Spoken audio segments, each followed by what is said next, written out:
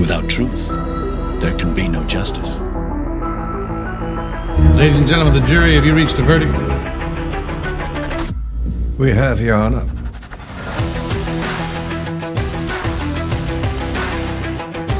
Speak out. Ask those questions. Demand that truth.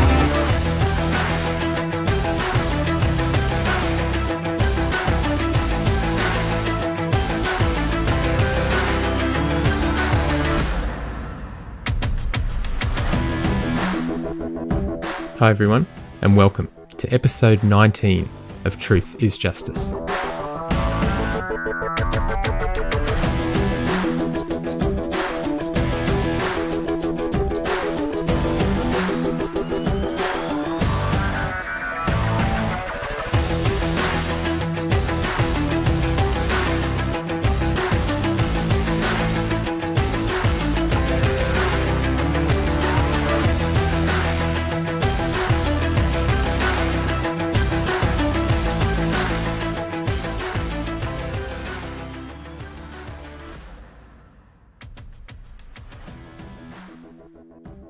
This episode is going to be a little different from our usual focus on the false and misleading statements. We're almost 5 months in, and after demonstrating week after week how shows like Bob's can be questioned from so many different angles, we wanted to address what we think is a huge problem in the way these shows operate. We wanted to highlight what we think is a clear ability for these shows to operate virtually without restriction and without any oversight, and how that free rein can be quite easily used to provide an advantage for certain individuals who claim that their cases are examples of wrongful convictions. And they can do that quite easily via the manipulation of the audiences of these shows. I asked a question on a Facebook page a few days ago, and the responses were quite interesting.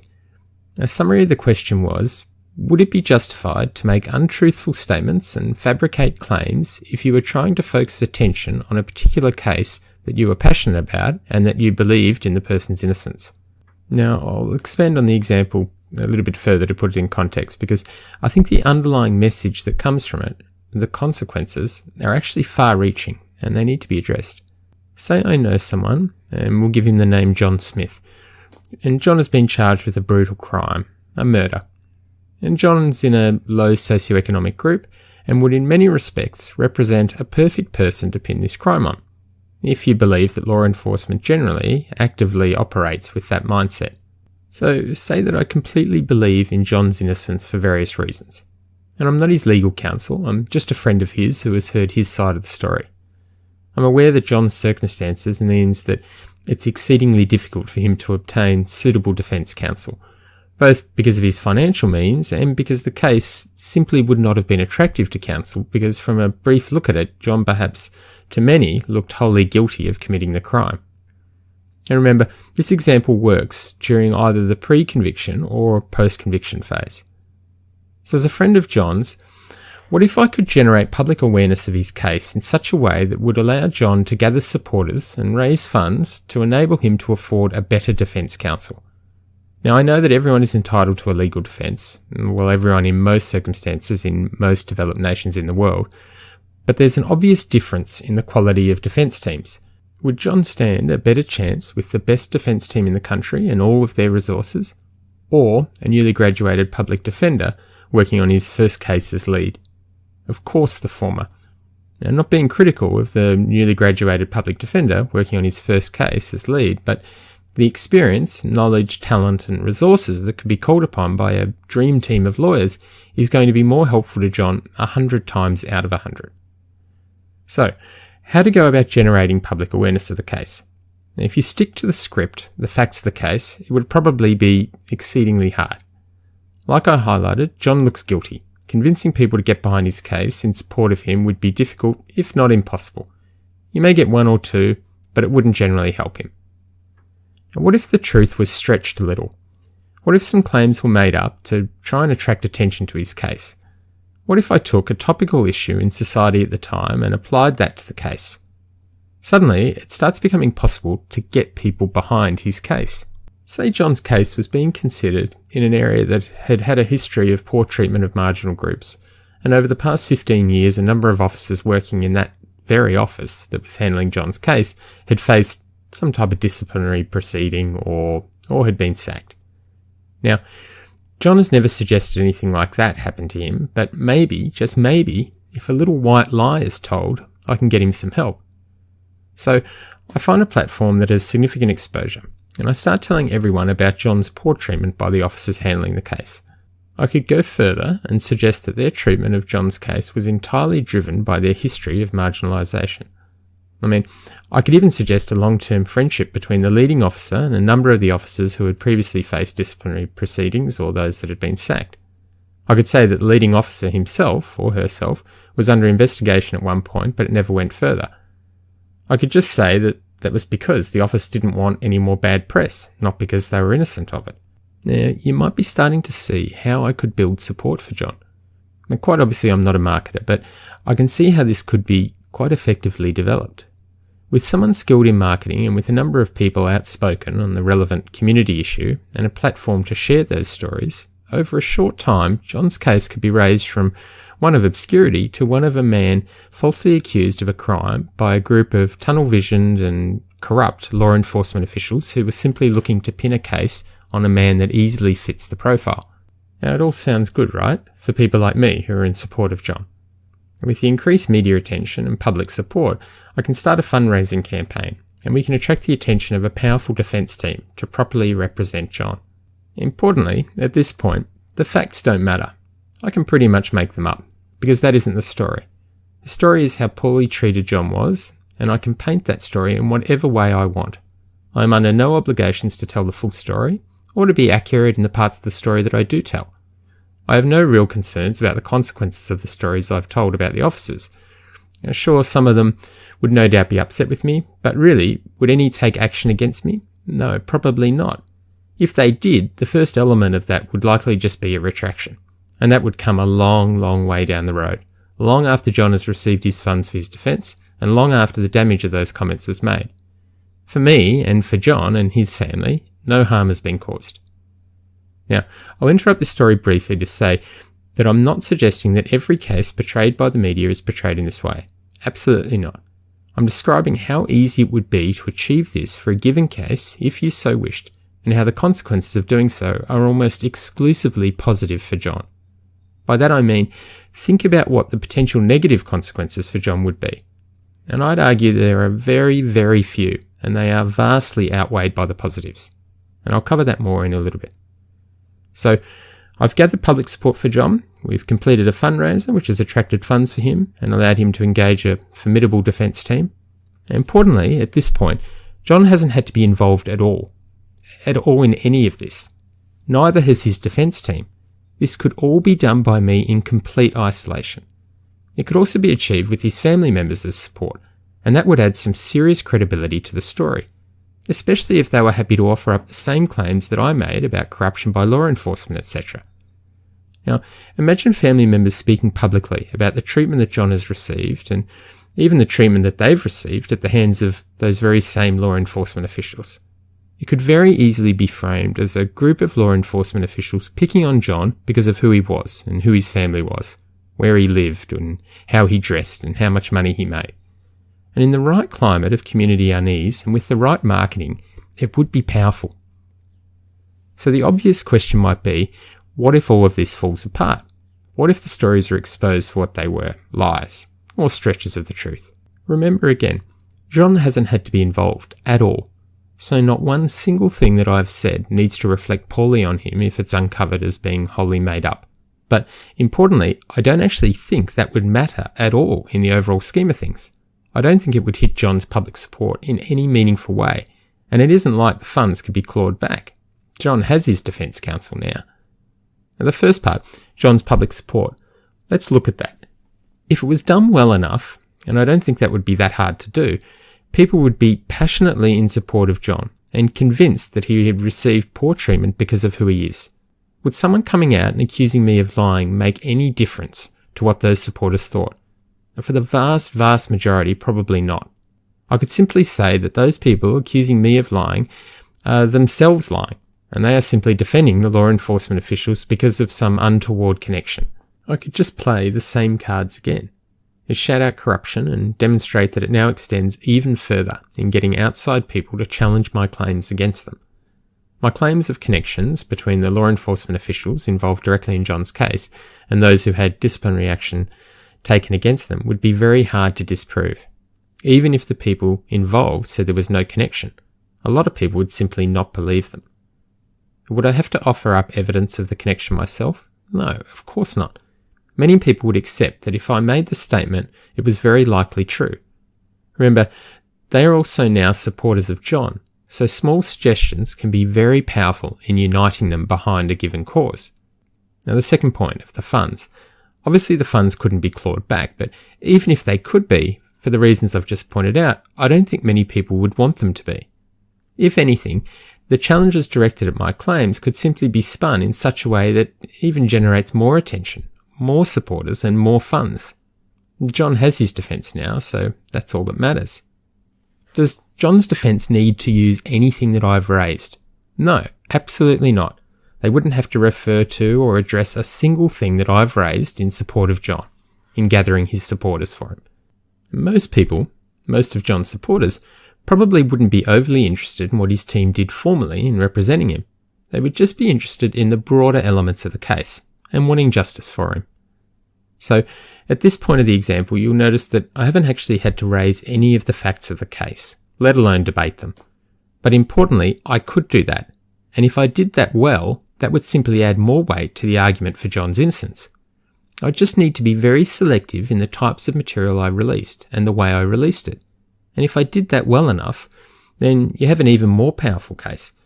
And believe me when I say, that's going to be relatively easy to do.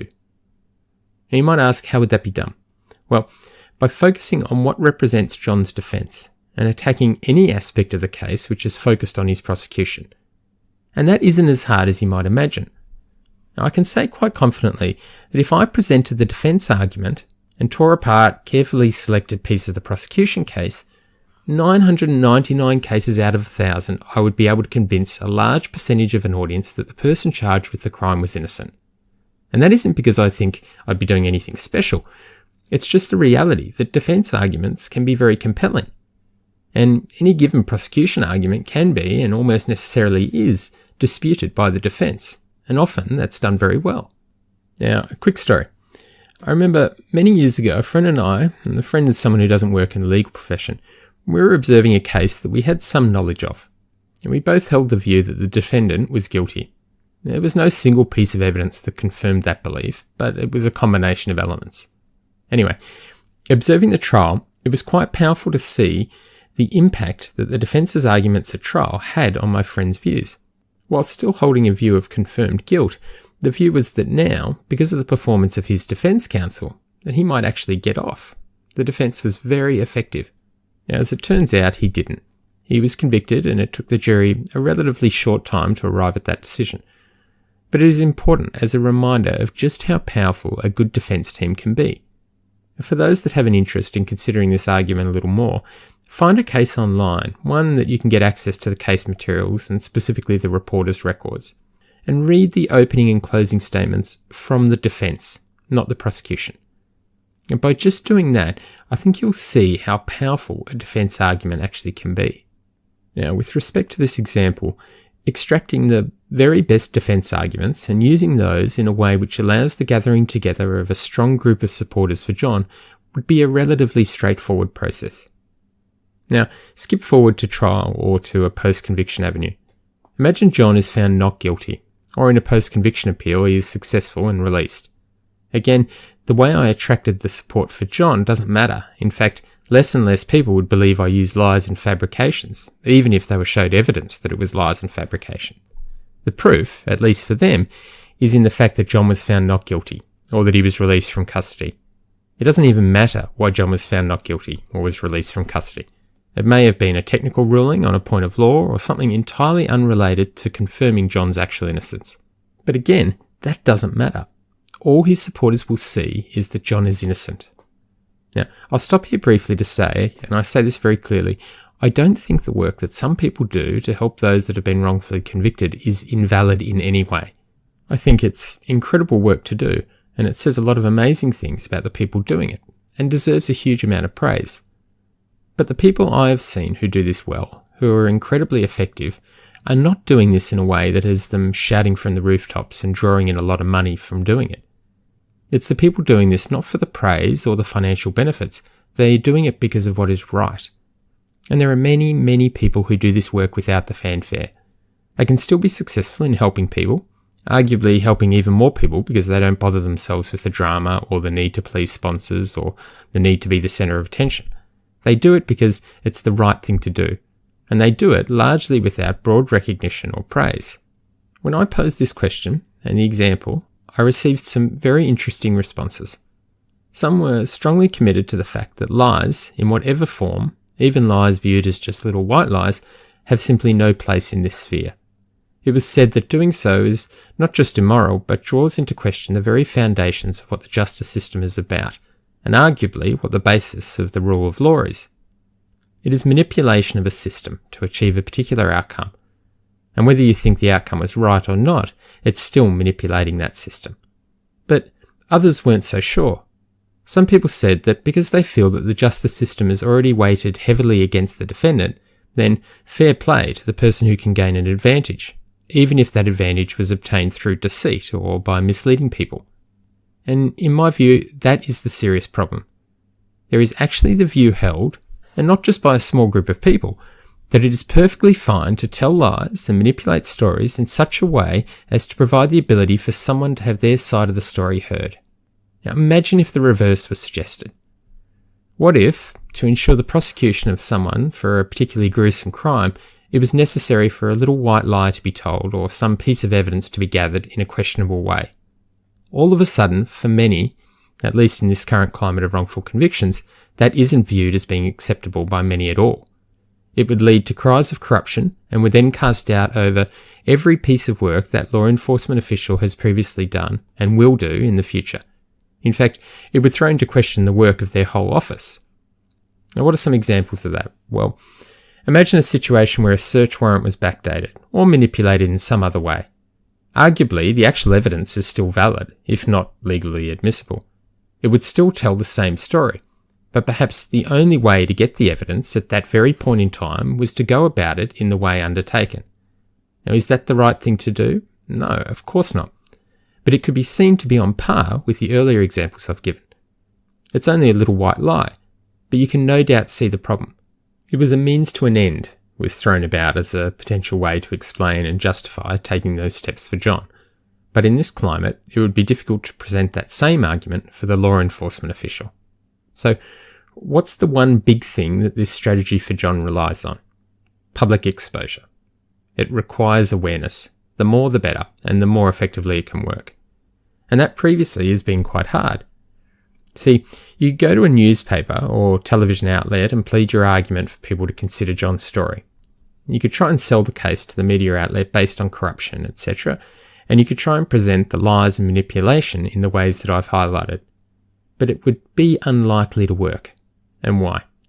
Well, because the newspapers and television stations would fact-check that information before running with the story, and that is where it would fall apart.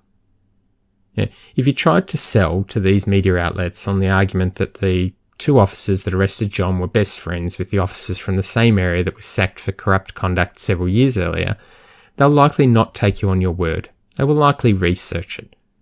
They certainly, and I say they, I mean any respected media outlet other than the most gutter of tabloid productions, they certainly wouldn't publish something on the front page, or any page for that matter, suggesting that link. And they wouldn't run a news story on a nightly news television update suggesting that link until they were absolutely sure it was true. They wouldn't even run the same story and say they don't know for sure, but it might be true. And why? Because they know that running that story in that way would have the effect of influencing some people into believing it was true. It could have no factual basis, but still, the fact that a media outlet ran with it would convince at least some people that it was factual. Now, I'm not saying you can blindly believe everything you read in newspapers or that you see on television. Of course, they don't present every single fact and they don't show every single side of a story. They're trying to sell papers and gain viewers. But there's a reasonably high standard set, again at least in the respected press, for the truth to be shared. You will not see a headline in the Houston Chronicle that reads, "Lead prosecutor and juror in conspiracy to convict accused," without there being sufficient proof to support it. They won't justify the headline by, after the headline, writing, "We don't know if there's any truth to it, but imagine if it was true. Imagine what that means for the convicted." Now, of course, there's clickbait all over the internet, and occasionally traditional media outlets employ that tactic also, but still, they wouldn't go to that extent. So, how can I get the exposure for John's case? Well, since Serial, the absolute best way, in my opinion, is via a podcast. An explosion in the numbers of true crime podcasts has been extraordinary. And whilst many of those focus on an analysis of a case that has been concluded or look at broader topical issues, some, as you know, focus on helping those charged with or convicted of crimes. Shows like Bob's.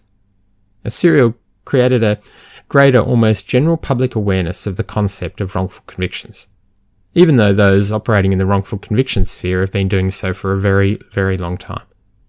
Reuben the Hurricane Carter had his case immortalised in a fantastic film, and the work undertaken by innocence projects around the world has been going on for many, many years, long before Serial.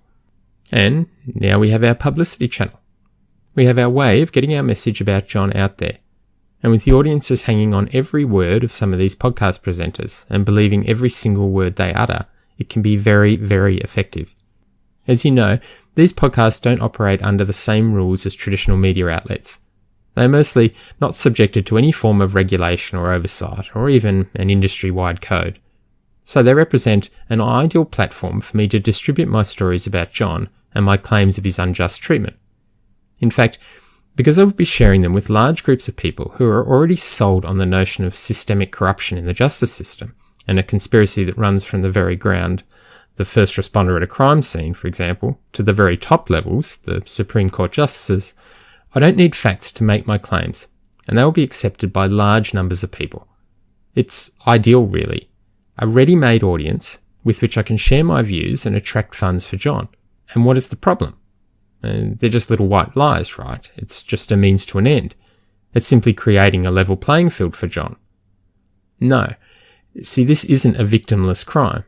This isn't in any way a better type of fraud. This isn't a justifiable fleecing of people, taking advantage of their carefully manipulated views of the justice system and law enforcement. It is fraud. It is the manipulation of a system in an almost identical way to that which they scream they are trying to fix. It's launching attacks against individuals in the name of entertainment. Attacks that can have absolutely devastating consequences for the person bearing the brunt of the anger from these groups. And believe me, these groups of people, operating in a mob-like mentality, can be absolutely relentless. And I know, because I've been on the receiving end for operating this podcast. I shared with you how my high school friends were contacted, how my high school teachers, including a sports coach, were contacted by Bob's followers. And they are just the things that I've shared with you. There's so much that I haven't. There are the direct messages, the dozens and dozens of direct messages that hurl insults at me, that threaten me, and comments that criticize everything from the way I talk to the quality of our audio to the way I interact with people. There have been claims that I don't exist, and claims that if I do exist, I'm young, single, and leading a sad and lonely existence in some basement somewhere. Now, I'm reasonably thick-skinned, and none of these comments impact on me. But imagine someone already vulnerable or already burdened with serious self-doubt. Imagine the truly horrifying consequences from these attacks. It's just unthinkable. And not people that willingly open themselves up for this criticism. We're talking about experts and professionals who have offered their skills in helping the broader justice system function effectively. Now, as many of you know, we started Truth is Justice to correct misleading statements made by shows like Bob's. And if you've listened to our earlier episodes, you'll know that there is so much material for us to work with. Every single episode. And that's just Bob's show. And what impact have we had so far? Now, I think it's been far more effective than we ever thought it would be. We said that if we were able to show just one person that many of the statements made by Bob were false and misleading, then we would have achieved our goal. Well, rewardingly, we've done so much more than that. But of significant concern is the fact that despite our raising all of the lies, all of the manipulation of the facts, all of the false misleading statements, many people still fail to believe that they were lies. They don't believe that a statement made was false and misleading, even when proof is given. Now, they're so convinced of the story and the publicly stated purpose of the show that they instead then just attack us. That is why the approach I suggested with John's case is so effective, because even if the truth comes out, it really doesn't matter. Not many people will believe that version of the truth anyway. Now, my lies and false claims for John have become fact for many. Now, people have even excused errors or false and misleading statements in various ways, such as that that's the way that Bob does things and you have no right to question him.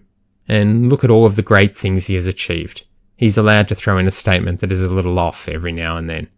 Now, some of you will argue at this point that people like Bob have checks and balances in place to make sure they are not presenting a case like John's, with lies and manipulation. Some will argue that Bob conducts an exhaustive analysis of a case before he chooses to take it on and present the case to his audience. But that simply isn't the case a lot of the time, and it certainly wasn't the case in the matter of Jim's murder. And Bob acknowledged that he didn't have significant parts of the case material. He acknowledged, when asked by a listener how he could possibly conduct an investigation of the case without the vast majority of the case material. And Bob's response was that the case was locked and loaded and that he had no plan B. So, in reality, you can't make the assumption that Bob was well prepared for the case based on the material. He may have been well prepared for the case and developed an opinion of Sandra's innocence based on talks with family and friends. And remember, he began using the hashtag #FreeSandy at the commencement of his coverage of this case. But really, if the assessment is completed based on friends and family of the convicted, that really isn't much of a hurdle. So the big question is this: what can be done to change this? Or does it need to change? If you're of the view that nothing needs to change, that it is fine to take the approach I've described to help John, then of course, you're absolutely free to have that view. But you should be aware that the cases you are supporting and the money you are offering is not necessarily for the reasons you believe it to be. It isn't necessarily focused on the right things. Yes, it's about acquittal, but don't be fooled into thinking that every case is a wrongful conviction. You may be helping support someone who is actually guilty of the crime. Now, you might be of the view that it needs to change. That changing it helps ensure that not only the right cases get exposure, but it ensures the people who see an opportunity for John are required to go about it in the right way, an ethical, legal and morally sound way. That they shouldn't be allowed to manipulate or game the system to get the upper hand whilst defrauding people. My strong view is that it is time that those operating in this field, the true crime realm, specifically those advocating for individuals like Bob is doing with Sandra Melgar, it's well and truly time that they consider operating under a binding code of conduct, something that brings them more in line with the operating standards of traditional media, something that brings with it credibility. Now, we've seen how powerful some of these shows can be with respect to the actions of fellow podcasters. In the recent Sword and Scale matter, for example. And it was interesting to watch the number of podcast presenters, including Bob, that jumped up to support the host, Wondery, in the actions they took against that operation. Interestingly though, no other podcasts up until now with our efforts have been bothered. Well, no one's been able to effectively and publicly raise any concerns about some of the quite extraordinary claims that have been made by Bob. And they range from comments directed at detectives, such as the FU Carousel, which not only was spoken by Bob, but then went on to be parroted by many of the pages associated with his show, to the comments directed at CSI, the My Boy Maurice comments, the sarcastic "thanks a lot Maurice," which turned into memes, the mention that Mr. Carpenter's lack of photographs of the back door was a little suspicious, and yes, that's the words Bob used, a little suspicious, and to say that his report, the CSI report, was intentionally misleading, and encouraging listeners to conduct private investigations into people like myself, when clearly that has absolutely nothing to do with getting any closer to understanding the underlying case. Now, there's been an absence of any other podcast seeing anything wrong with those claims. Again, would you see a Houston Chronicle headline of any of those statements made by Bob? No, of course you wouldn't. So this is my challenge of sorts to operators of podcasts like Bob's. Work with some others in developing and then committing to a binding code of conduct, a code of ethics and standards, something that governs your activities and ensures that, in referring back to my example, people connected with John are not able to manipulate the system, and that verbal attacks and bullying of individuals, which is so often encouraged by these shows, can stop. I think it would be wonderful to reach a point where shows like ours are not necessary, where there simply isn't any false and misleading statements to correct, or they are so few and far between that it is inconsequential. Because that would not only lift the professionalism of many of these operations, it would increase their credibility and result in a huge increase to their overall effectiveness. Now, where to start? Well, the Radio Television Digital News Association, and if you want to check out their website, search RTDNA, has some foundations upon which a code could be developed. Now, I don't know how this episode is going to be received. There'll be likely laughs from some groups and dismissive statements from others. Now, if you're a member of one of the groups that might mock this, think about what that actually says about the shows you support. If it takes hurling insults at detectives, making wildly speculative, entirely unsubstantiated and entirely false claims about prosecutors, jury members, experts, professionals and law enforcement officers, if it takes that to make a point and prove someone's innocence, then I think you'll very quickly arrive at the view, or you should arrive at the view if you look at it reasonably, that there is nothing more to it than a complex game of smoke and mirrors, and an intention to deceive for the purposes of financial gain, without any consideration of the consequences. And next week, we'll continue our focus on correcting the false and misleading statements, and we look forward to you joining us then. We are Truth is Justice, and we are setting the record straight.